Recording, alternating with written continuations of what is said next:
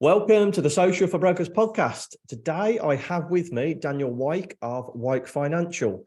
So Dan actually started Wyke Financial in 2017 after being an estate agent for 9 years. He's now built the business to 10 members of staff, including himself, and he's got a very well, that's a bit of a mouthful, branded office, and his goals are to build a much bigger company than is in place at the minute. So it's exciting to see what's going to happen. Now, the reason I wanted to get Dan on the podcast is I know there's so many mortgage advisors that are out there that want to take the step from just themselves to 3 members of staff and then from 3 to 10. And I want everybody to hear about Dan's journey, because when we started working together, I had a chat with him about his goals for the company, where it has been and where it is at the minute. And I know the things that he's going to speak about today are going to help so many other mortgage brokers. So Dan, thank you so much for coming on, mate. No problems at all, Chris. Nice to see you again, and thanks for your time. Good to see you. That's all right. So how is business, before we get into everything? How's the market going at the minute? We're on the 6th of December today, we're recording this. Yeah, absolutely. Yeah, no, it's good. We've had a solid, consistent year. I think, like everyone, it's been refreshing in the last month or so to see rates going the other way for a change. So we're not having those quite as depressing conversations as maybe we have been having for most of the year. But yeah, no, good. Good. How are you finding buy-to-let at the moment? Are you been able to place some more, or is it that they're still sat there waiting for the right ones to pop up? Yeah, definitely. I mean, I think on that side, they've got, the rates have got particularly expensive. So it's just having the right opportunity to make it stack, I think, on that side. But yeah, no, the market's still there. Obviously, a lot of remortgage clients still needing remortgages. And, seasonally, this time of year, the first time buyer market is always going to wane off a little bit. So nice to have a bit of a break, considering every broker's had like the busiest 2 of the last 3 years leading up to Christmas. It'd be nice for you to have a bit of a break. Yeah. Well, it's always, I think, the magic 2 weeks of the year where you can kind of switch off and not have emails from solicitors and estate agents and everyone else in the industry for, a bit. So, but it goes very quickly, as we all know. Yeah, we'll be back into it. Right. Well, we'll talk about real time now, but let's go back to the beginning. So, give us a little background into your journey in the property industry, then. Yeah, so it started in 2004 as a sort of bright-eyed 19-year-old in a estate agency, and for a sort of local independent firm. Was there for sort of 4 or 5 years. Really enjoyed that. Good company to work for. Learned a lot about dealing with people, I suppose. Really, off the guy who ran that, and then moved to my sort of hometown, to a slightly bigger local independent, the sort of market leaders at the time, worked with them, and obviously just progressed my career through running offices and all of that, really. So did that, enjoyed estate agency, probably saw myself as a career estate agent, really, and then hadn't really ever considered sort of mortgages, but I've been obviously 9-10 years in estate agency. In 2013, I was at that sort of point where, what do I do next? Do I go and open my own office? What do I really want to do? So there's a few different spinning plates at the time and options and things going on. Just had an opportunity sort of come across my desk, I suppose, really just on the same day as something else had kind of gone sideways. So it all seemed a bit sort of like fate really was calling, and the phone call was, look, do you want to come and do to have a chat about potentially doing mortgages. And that was at the time involved with the estate agency I've been working with, and they'd just taken on a new DA firm to do the mortgages for them, really. So it's kind of like I say, genuinely, even though having worked in estate agency for as long as I had never even considered doing mortgages. So it was a bit of a curveball. But I just kind of took the view, well, feel like I know estate agency inside out, really. And I know what I need to do if I do want to go and do that further down the line. But if I do this, it's another string to your bow. You'd learn that side of the industry a bit more. And if I didn't like it, then I'd come out of it. So did that. Went to a good local independent DA firm who did pension investments, wealth, and also mortgages. So was straight in at the deep end, and I think the first sort of few months I ended up actually covering the sort of 2 busiest offices in the company at the time, because one of the brokers had left from the other office. So it was literally like 20 appointments, for a week from Wow. standing start, which was a lot. But yeah, no, thrown at the deep end, which is always the best way to learn. And yeah, did well there. Was earning, obviously, writing a good level.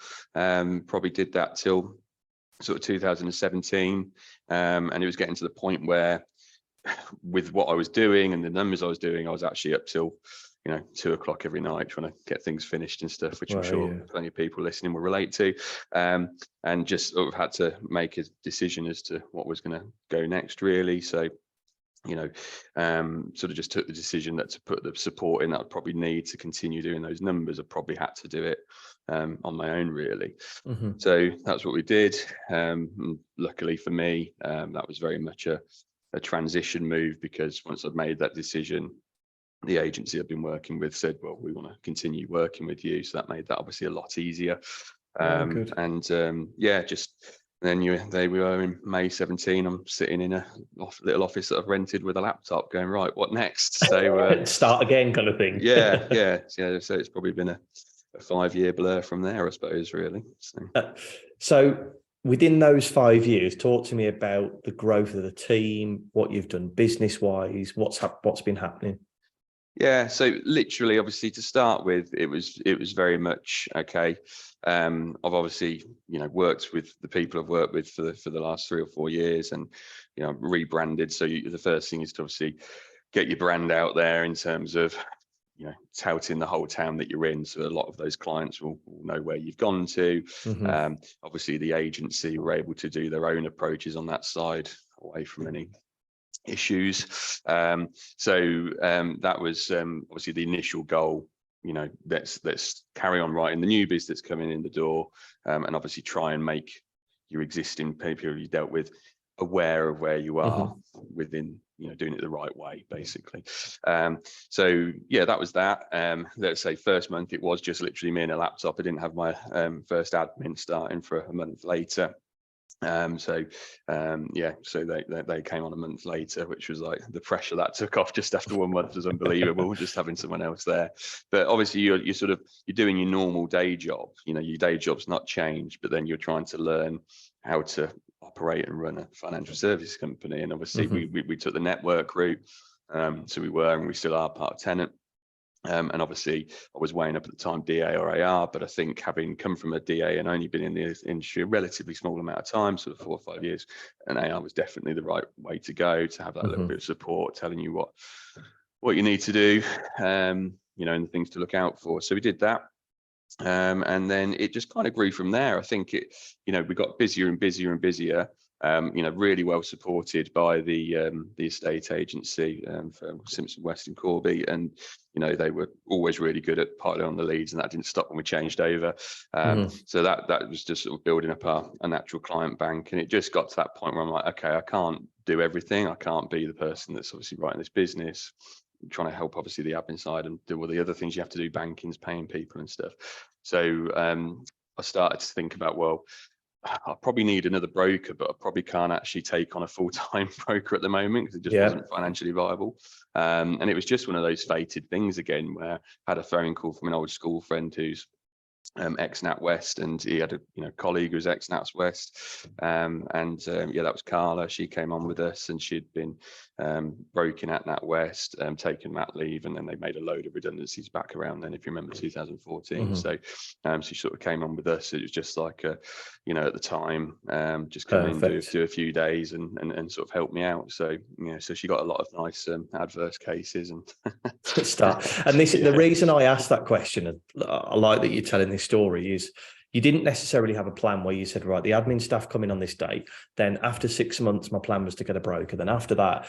I think a lot of people from the outside in will look at a business owner like yourself with a team of 10 staff and go, he must have had a pretty watertight plan. Whereas actually, you talking through what you're doing there, no disrespect to you whatsoever, but it was just, I need someone, bring them in. I need someone else, bring them in. It's been on the whole, probably this year aside, quite reactive in terms of obviously, doing what we need to do when we need to do it. And probably the nicer way to put that is we've kind of grown organically without forcing it. Yeah. So I think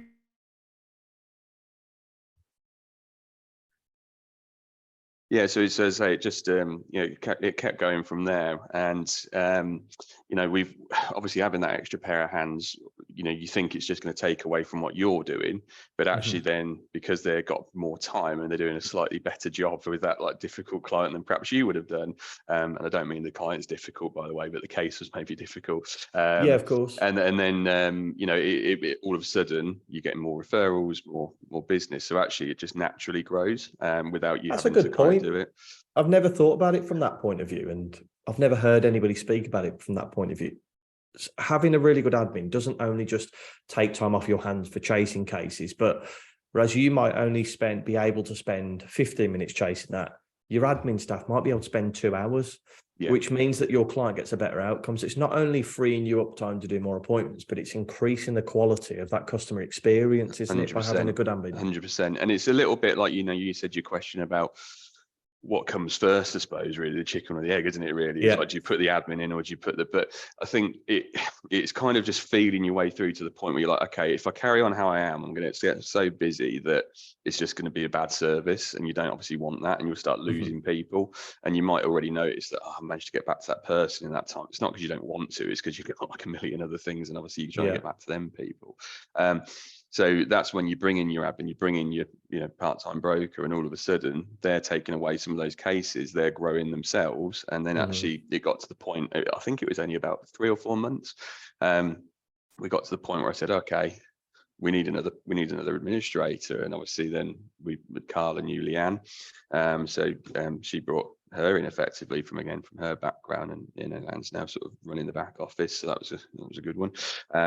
It's just gone from there. So every time we've done something, certainly in the early stages, I've not really had to sort of force it or make it happen. It's just been through doing what you do well, and getting bigger.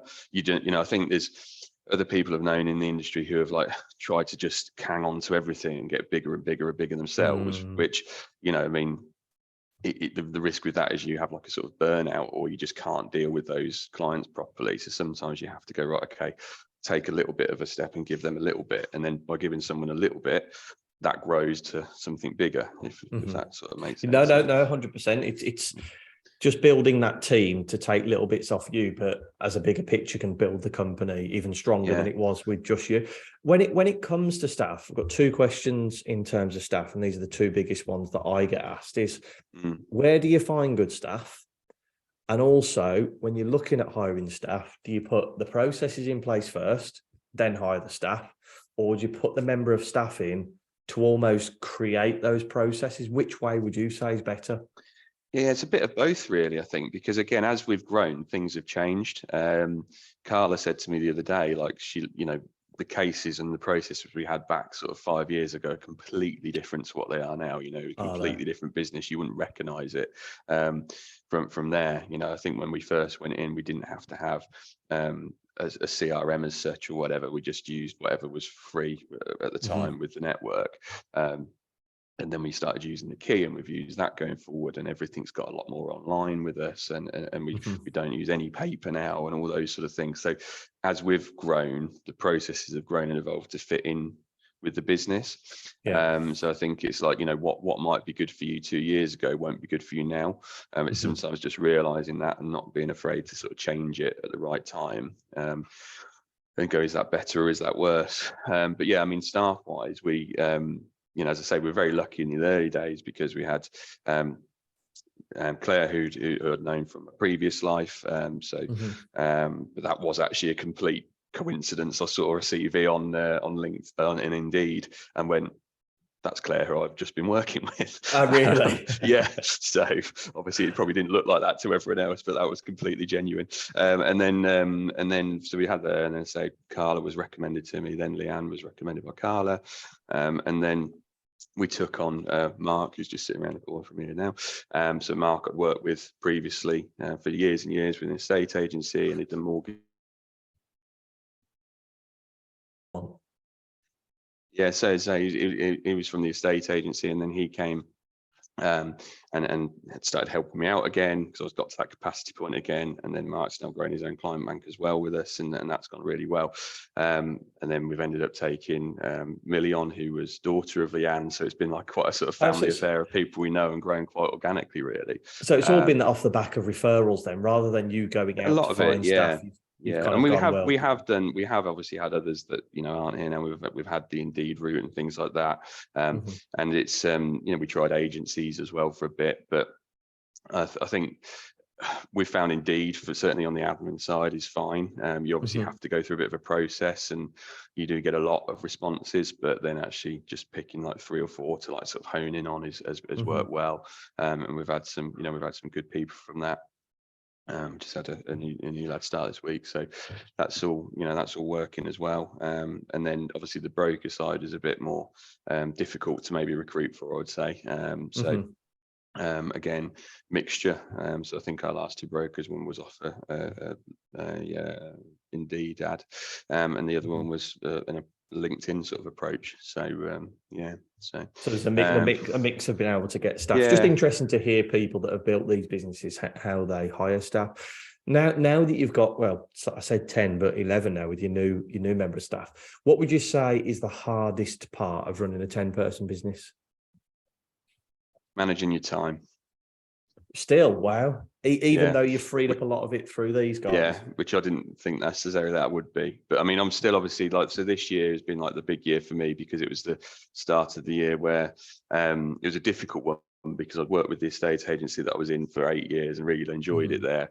But I could see that it was just going to come to a point where we weren't growing as a business if I was still in there, and they weren't getting the service they should be getting if I was still in there. So kind of had been working with them for a little while to find the right person to go in there. So we did. So Leanne started in March with us, and went in there. So me suddenly coming out of there, I thought I'd have loads of extra time, be writing half the levels of business, because I'd just be focused on my client bank and have all this time. But actually in doing that, it's actually created more things to do, which is a good thing. But obviously I've done a lot more. I know this is like cliche and you've had it talked about on the pods before, actually, but I've done a lot more working on the business than in the business this year, more than I've ever done. But obviously doing those things then still creates a lot of time taken away from things. And then obviously the other side of that is, as your team grows, you've got a lot more people coming to you asking you questions and stuff, is absolutely fine. You obviously always want to be there for that, but it does, you've got that and that. So obviously once you start, you always still have something that's going to fill your time. So it's just making sure you're using it for the right things, I think. So, and we'll talk about that shortly, because it's about managing the business. And it's interesting what you said. When you start a new project, it creates 5 more meetings. Do you know what I mean? One meeting then creates 5 further ones, because you're trying to develop the business, which is great. Talking about developing the business, it'd be great to talk a bit about social media, because you heard of us through the podcast, didn't you? You listen to a lot of people, and it's great to have advisors on here that talk, and they talk a lot about social media, but let's get your take on it. What do you use social for at the minute from a business point of view? Yeah, so I think in the early days, we were probably, like a lot of companies, not brilliant on it. We did the odd sporadic post here and there, and probably, some ones at Christmas and things like that. But other than that, we weren't doing much. So it was something I knew we needed to really improve on. Certainly improve on the ones that I'd created myself and tried to make look good. So yeah, obviously probably the start of this year, it's been a big change on that front. We've been working with you guys, which has been brilliant.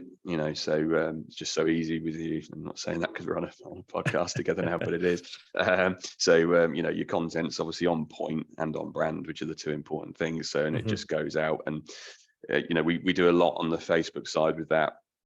Our Insta is only just been sort of relaunched because we kind of lost it, so that's got a long way to go. But the Facebook side, we've got a reasonable following on, and we repost into all the local groups, which we get a really good response from. I'm sure there's some out there that probably don't love all the adverts, but that's a really good a tool we've found. And I think now that we've been doing that more consistently, and we've got stuff going out all the time, when we're speaking to a lot of the leads that are coming into the office and they're ringing us up, where have you come from, we're finding it is, we've seen your Facebook adverts. So you won't necessarily put an ad out it's like one of the sort of more generic ones that you do and get 20, 30 likes on it, you might only get 2 or 3 likes, but it's just that consistency, which I've heard you talk about before, being out there all the time.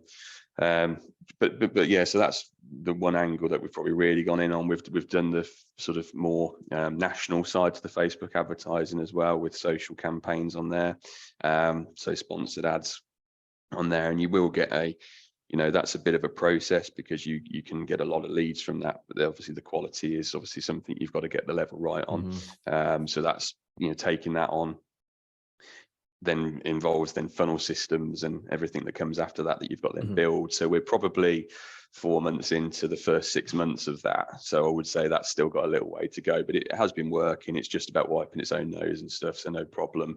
But I think ask me in another 6 months and that will probably be looking a lot different to what it does now, and it's all a learning process, isn't it? And you've taken a lot of that under your belt, where you came to us and said, Chris, I've got so much going on, I haven't got the time to sit there and create the social content. So we create the business stuff for you, but the content that you guys create, which we're a big fan of, we love to see our clients do it, is the more personal stuff. So you upload your own birthdays. So we've made you a template that you upload your birthdays, and you upload like good news stories and things, and they're fab. And we bang on about that all the time. Talk about the team, give your audience that personal feeling of the business, which everybody can do. The one thing I wanted to speak to you about is this food bank campaign that you're doing at the moment. Can you talk us through why you've done that, and then what benefit you're seeing as a company? Because it's fantastic to do that to food bank, but I think it's great to link up with those local businesses, isn't it? Yeah, definitely. Yeah, I think it was, the initial thought was, it was actually before COVID. We did it once before. Oh, did you? Okay. Yeah, and it was me and my wife sitting down and just saying we want to do something for charity. We're at the time very locally oriented business, so let's do some things. We just spoke about the things that were resonated with us really, and it's something that we've always both been quite passionate about, really. Sort of, yeah, and so obviously we contacted them and said, yeah, absolutely, just do a run and drop it in. So we did that before COVID, and we did that with the intention of then doing it kind of every year. But obviously COVID happened, and we weren't in the office, so we couldn't really run a food bank. And then just the last few years have gone mental. So it just, this year we said, right, we need to get back on that horse, and we want to start doing it again. So so we've been doing that, and it's had a really good reception, as with before, just been like blown away with the amount of people that have come in, dropping bits in, both obviously we're in like a building share, so actually within the building that we're in, we've had obviously loads of the businesses in here, which is nice because you walk past these people every day and you don't always interact, so that's been good. And the thing is, sorry to interrupt there, it opens up that conversation with that John Smith that you walk past every day. He might be in the process of needing a remo, and you doing this food bank to get a bag of stuff off him, it sparks that conversation. So social media is incredible. I love social media, but it will never replace that interaction that you could have with somebody that could drive a mortgage. You can never pay for any social advertising or any kind of marketing that replaces that. No, definitely. And I think, like I say, the main thing we wanted to do was just because we wanted to do it. And, we're speaking with the guys at the food bank to maybe do something on a more sort of permanent basis with them. So however that looks. But it helps forge the relationship, doesn't it? Yeah. But yeah, like you say, if you were being sort of, cynical about it and saying what's in it for you, well, of course, we've because we are very locally based, we're kind of an estate on the edge of the town. It's kind of its own little area, really. And it's very much a community feel up here. So it's even in like the local groups there. We've had a lot of the residents come in, like clients that live up here and things like that. So it's just another way of obviously people knowing who you are and where you are, that isn't just posted about mortgages, which they might have no interest in. So it's just gets the conversation started more. And actually, I mean, interestingly, our busiest post that we've had in the last 3 months was I was getting moaned at repeatedly because our chairs were uncomfy, apparently, our office chairs. Right. So, by staff or by customers? Staff, yeah, of course. But I didn't think they were that bad, but apparently they were. They can probably hear me saying that. Anyway, so we ordered a load of new ones, and just said, I can't, haven't really got time to take like 10 chairs down to the skip or whatever, and there's nothing actually that wrong with them. So we just put a post up on like the local chat group for the estate that we're on. Honestly, it went mental. Like my thing just didn't stop. Yeah, because I just put them on for free. I just said, look, free to a good home, come and get them. Yeah, I think we had about like 40 messages in about 2 hours, and then all these random people coming up taking chairs and stuff. But it just, what that did for me was make you realise that when you're putting up these posts and they only get like 1 like or something, because it one day, and you've shared it to every group under the sun, you've still only got about 5 likes. Loads of people are seeing it, even though they're not interacting. Very good point. You know, They're still so, seeing your branding. Yeah, That's an interesting point, because you've posted it exactly the same way. It's just the content that's different. And look, you can't give away chairs every week. Do you know what I mean? Think about it. Free chair with a mortgage. Do the maths on it. Yeah. But that's interesting. Yeah, like you say, so many people see it. It's just they don't interact with it, and they're never going to interact with every post you put out there. No. So just realise that. But it was kind of a reawakener of actually all everything's being looked at. So, you know, it's worth why you have to maintain the consistency. But no, as I say, really, it's just that we wanted to do something. I think it's nice to give back, and it's a problem that's not going away, unfortunately, without getting too political about it. More so. Yeah. And and it's a great way to be integrated into the local community. Yes, I like the way that you split your marketing strategies down to local and national. That you're national, we're a mortgage broker to the rest of the country, but in our local area, we're Wyke Financial, and we actually stand for something, and that's what will always stand you in good stead. So, talking about your Facebook page, how do you get Facebook likes? Yeah, I think it is just like you said. It's putting out the right content, which obviously you're definitely part of. Slightly better than the ones I was doing, obviously just trying to make sure that you're putting something interesting there that isn't just about mortgages as well. So we've done the food bank ones. I think in the past we've done Christmas jumper days and all that sort of stuff. So they're the ones. I mean, we were at the network awards last week, and obviously we had a nice photo before we got, shall we say, unphoto worthy on that. That probably got more likes than anything we've done recently. So it was the personal stuff. Real, it's you as it is. And I've been listening to you recently talking about doing the day in the life of a mortgage broker stuff, and that's probably something we'll start doing next year, which we haven't. And that's what gets you, like, your content. Is there any way that any tips you could give to people listening on how to grow their audience on Facebook? Because you guys, I know exactly what you're doing, but I'd like to hear it from you. How do you get more people to follow you on social? So I think the first thing is you've got to ask for it, and you've got to be proactive in trying to get it. So whenever we deal with a client, we obviously always ask them, can you like our Facebook page? Obviously you can ask that one as soon as you like. I mean, sometimes if we see like a first-time buyer who isn't going to be doing anything for 6 months, I'll actually say at the end of the appointment, look, like the Facebook page, because that's where, or the Insta page, because that's where we'll post all our market updates. So remembering to do that. On completions, we have a process where every completion email that goes out has a link to all the socials, and then we send like a thank you card that has another card in it that takes them to the socials to ask for the reviews and things like that. I think the thing is you've got to ask for it. It's like anything. That's what I was going to say. There's no clever way to grow your Facebook audience other than asking. No. There's not many businesses where you talk to your clients so much throughout a process. Yeah. Look, you even when you're buying a car, you might only speak to the salesman 3 times, maybe twice. With a mortgage broker, you're speaking to so many different people throughout the process that it is just as simple as asking them. Yeah. And for me, I think what's really good is when you speak to first-time buyers that maybe can't act right now, you're getting them to like the page. If I was you personally, every remortgage client, I wouldn't wait till completion. I'd ask them to do it at the beginning. Yeah, absolutely. Yeah. I mean, I'm a bit like a dog with a bone in it. I think I make everyone else sick by banging on about it. But every time I'm like, have they liked the page? Have they done that? And we obviously got you to do the one when we relaunched our Insta page to put onto Facebook to say, please like our Insta page. And that's got a long way to go, that one. But it's just simply asking, isn't it? What you do that differs you from people with a smaller audience is you ask your clients, and it is that consistent asking. And you're not. I think the thing is, you're not. The trouble is, let's be honest. A mortgage rate of 3.6%. Well, actually, I was about to say, isn't that exciting? That would be exciting at the minute. Let me revise that. A mortgage rate of 4.89% isn't that exciting. But if you're putting out a food blog and you've got a nice picture of some sticky chicken or something, then it's obviously going to get likes, isn't it? So obviously we don't have that luxury in our industry. So unless you make someone that almost makes someone, ask them very nicely to like your To share page them, and stuff, yeah. they probably won't always do it. So Yeah, it is that's simply, right. I wanted to get that point across. It's just about asking as many times as Yeah, you can throughout that process. Make sure they're following you, because it's not just the transaction that you're having right now. It's when their fixed is up in 2 years, or you've put them on a tracker that's the for thing. I now. think they will get value out of it, and that's the thing. It's you've got to make sure there's the value there in the site, because otherwise they'll have a look at it and go, "What's the point of following that?" But if you haven't posted 5 months, why would they follow it?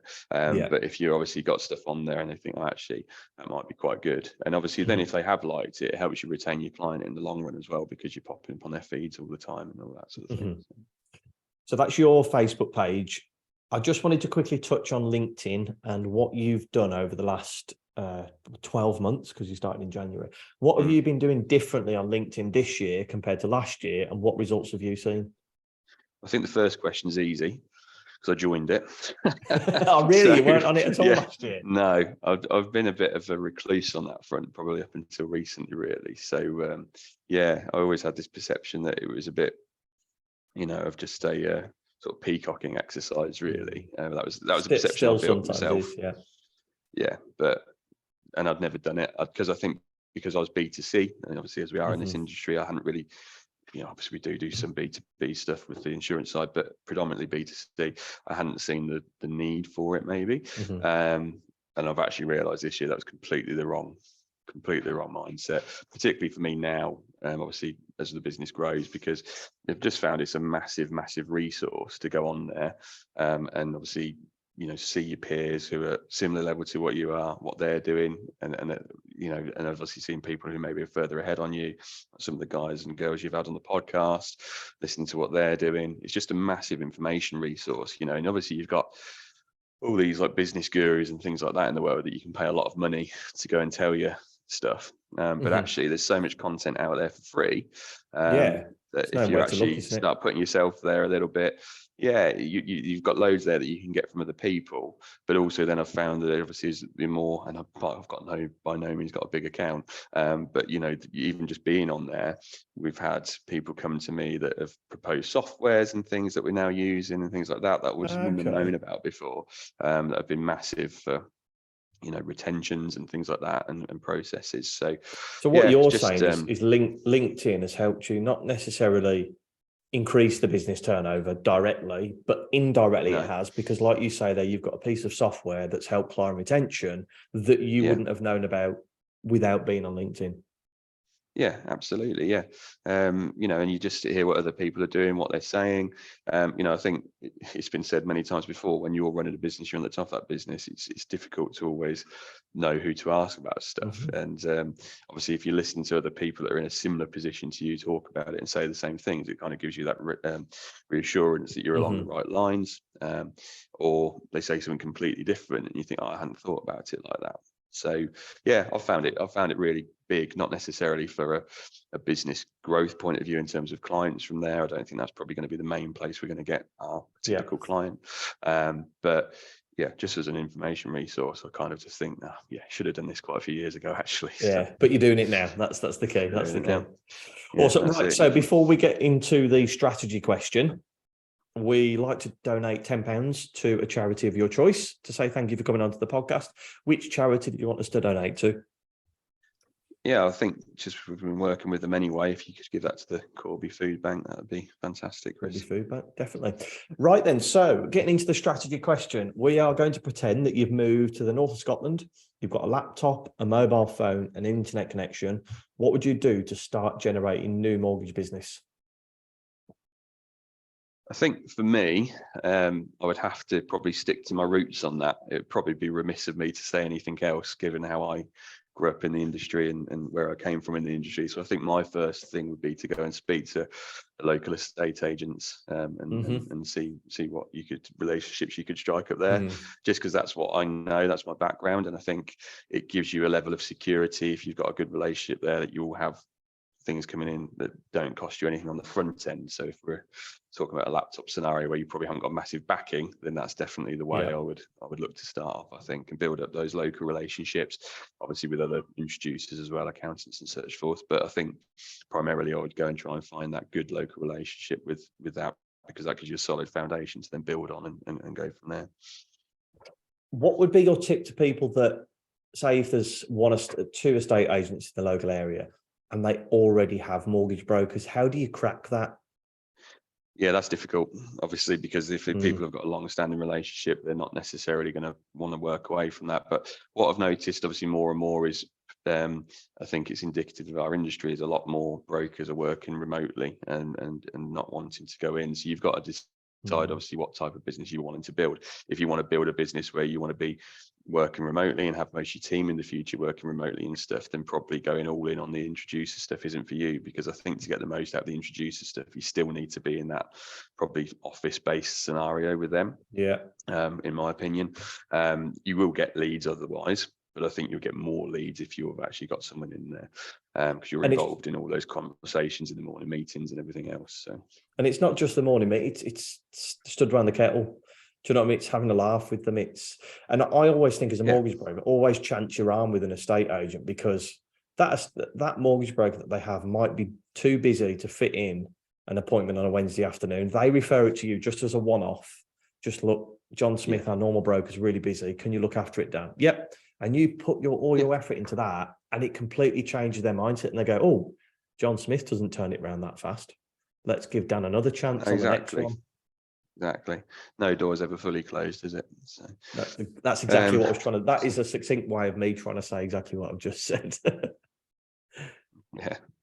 But no, so yeah, I think you'd have to weigh it up and decide what your approach is. But I think you've got to also make a decision early doors about what you want your future thing to look like, because if you go all in on the introducer route and then suddenly turn around and go, I'm going to work from home now, we're not going to love that. So yeah, you've got to build it in the right way. You know, if you were definitely wanting to do the remote from day one, you'd go down the leads route and everything else, the PPC and all that sort of stuff. But yeah, personally, if it was me, that's how I would do it. Back to the estate agents.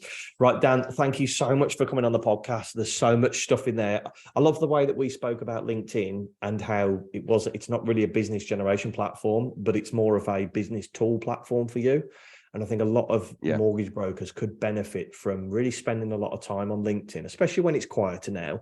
Get on there for an hour a day, see what you can learn, see what relationships you can forge that could help your business. I think that's a really good tip for people. No, brilliant. No, thanks, Chris. It's been a pleasure, mate. And, thanks very much for coming on. Best way to get in contact with you, if people want to have a chat, where is it? Is it LinkedIn, Facebook, Instagram?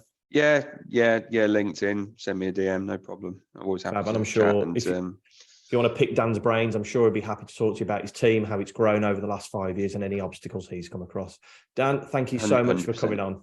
Appreciate it. Cheers, Chris. Thank you.